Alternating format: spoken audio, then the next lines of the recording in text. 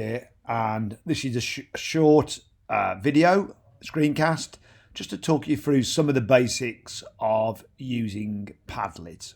So you can see I've gone into the Padlet site here. It's just padlet.com. Dead easy to remember, padlet.com. See at the top there, we've just got the in the web address area, and obviously you then need to log in. Now it is important that you log in with the college account. You may have your own Padlet account, but the problem is you're then limited to the number of Padlets that you can create, and with the departmental account you've got an unlimited supply effectively, or certainly a large number. You'll struggle to reach that maximum.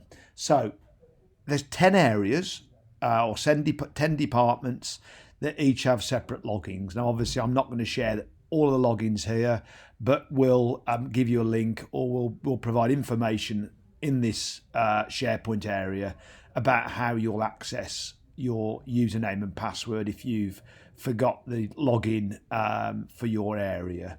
So you'll click on login top right hand corner, and that takes us to the login page that looks like that. Now I've already got in the email address for my area, which is edpastfrost at students. So there's a different name for every area. You need to find yours. I then go into continue, and I've already got the password ready to go, and I log in, and this will take me into my departmental Padlet area. Okay, now you can see within that departmental area on the left hand side, this is showing all the recent Padlets, but on the left hand side that's broken down into, within that sort of wider area, into the different individual departments within that. Now I work within the education department, so that's what I click on for creating my Padlet effectively. Now you can see make a Padlet in education. That's how I basically do it. So just to go for that again, let's go back one.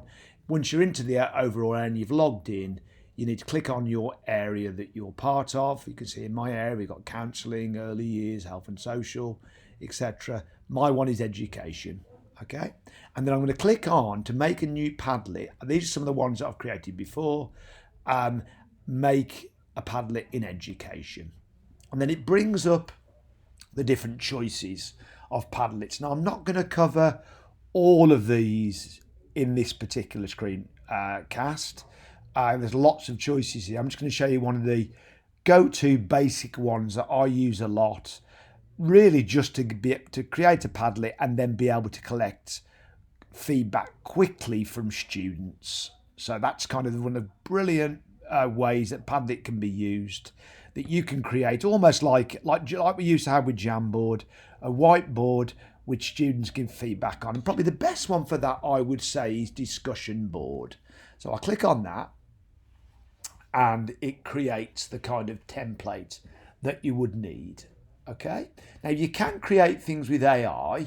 For this purpose I'm not going to use that those features. I'm just going to show you some of the basics that you can do. Now obviously the first thing is you want to, so as you click on the title area there, it brings up this vital area on the right hand side that you type into. So let's say I'm creating a board tonight where I want my students to talk about the different teaching techniques they've been using all week. Now obviously you can pick whatever you want from the students here. So teaching techniques this week, and I'm going to say something like please share some of your techniques used this week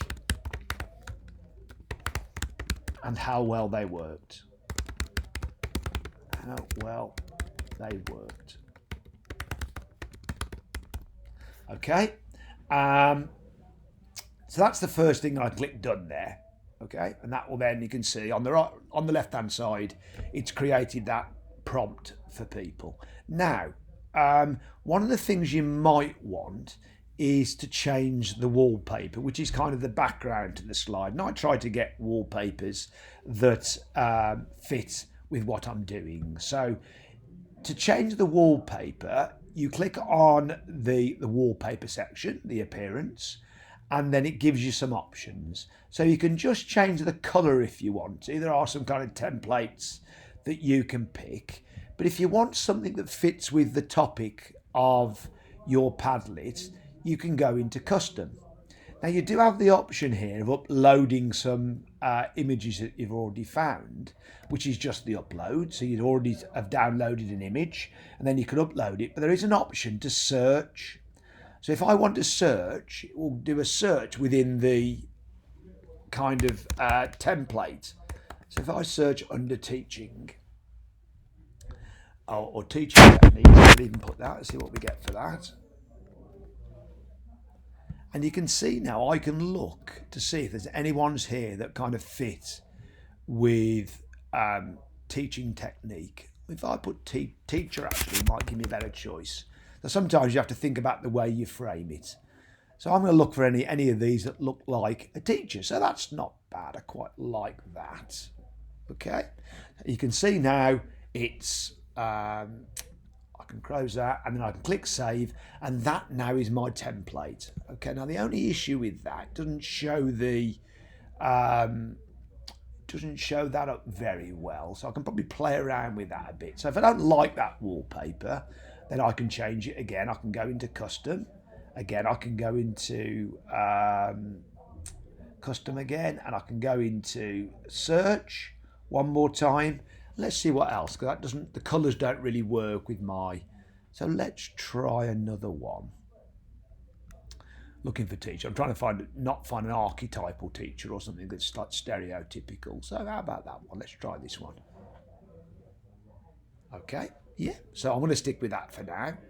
Okay, it's kind of a teaching theme. If I had longer, I'll probably upload one, but that's it. And I'm going to click save now. You can see the writing better. Okay, so now what I want to think about is, so you could just leave it like that if you wanted to, but I normally then put some further headings to guide students. Okay, so what you can do is, you can format it in terms of how you want the post to appear. Now you can see you can have the post appearing in a wall, in columns, in a grid.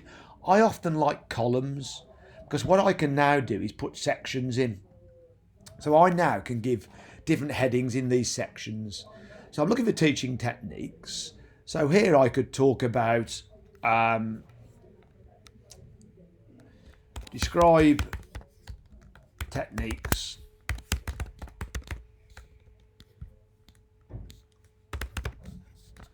that you have used before. So in other words, go-to techniques. And then I can add another section with describe new techniques. Okay.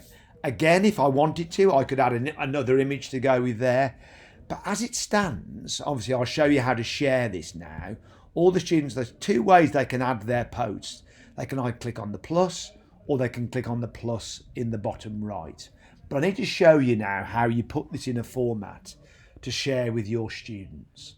And the simple one here is the second button down on the right is the sharing button.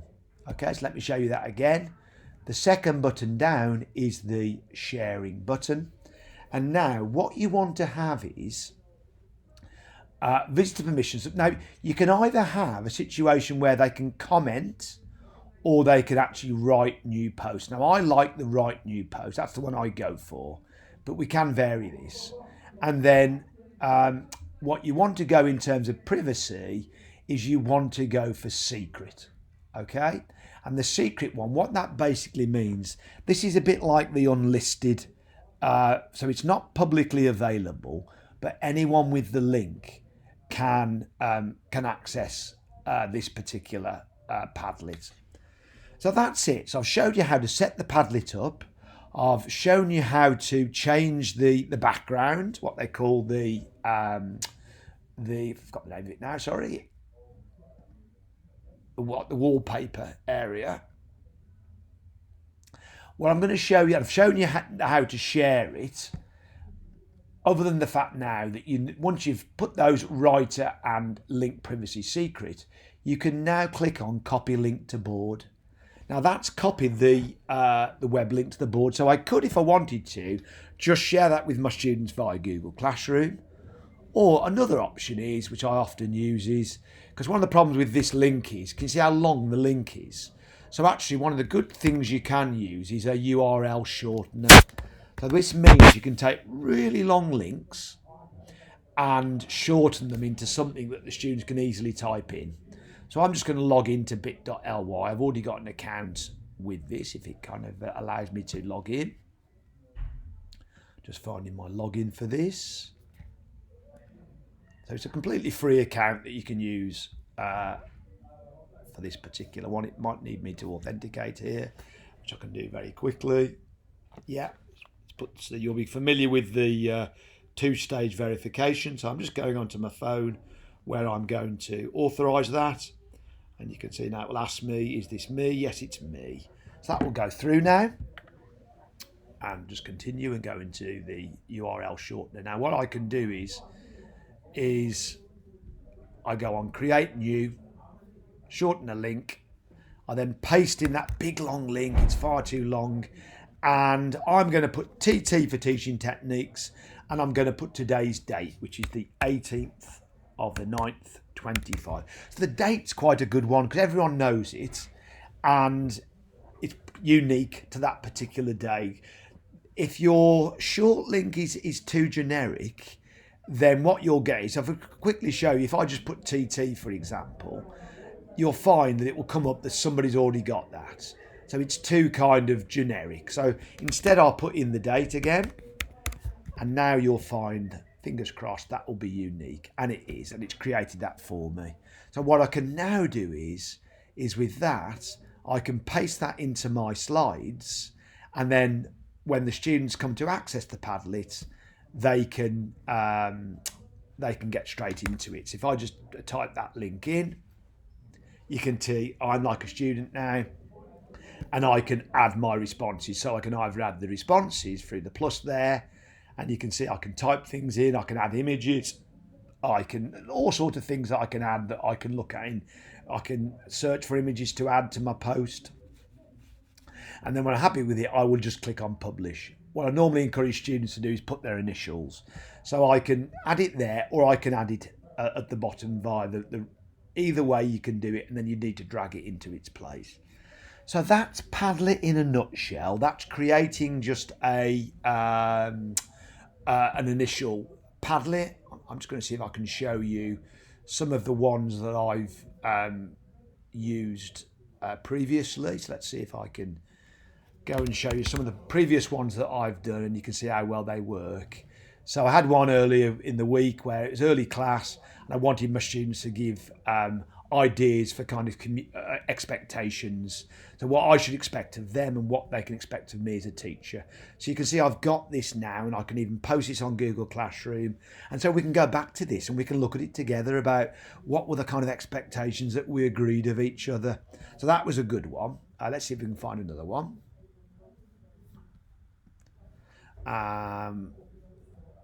Let's have a look and see if we've got another one I can show you from previously. I've got quite a few different ones that I've used here. So yeah, you can see it's another one I've used in the past where I've posted different columns and some brilliant information. That was more when I've posted stuff and people have commented on it. In fact, I posted this before, and column 2 was about people's work with AI. So that was another great example. So yeah, Padlet is a great way of getting feedback off your students in a written way. Now, in further webinars, I'll be talking about other options you've got within the Padlet theme. But this is just the initial one to get you started, showing you how to log in and then how to create a basic Padlet. I hope that was really useful. Thank you.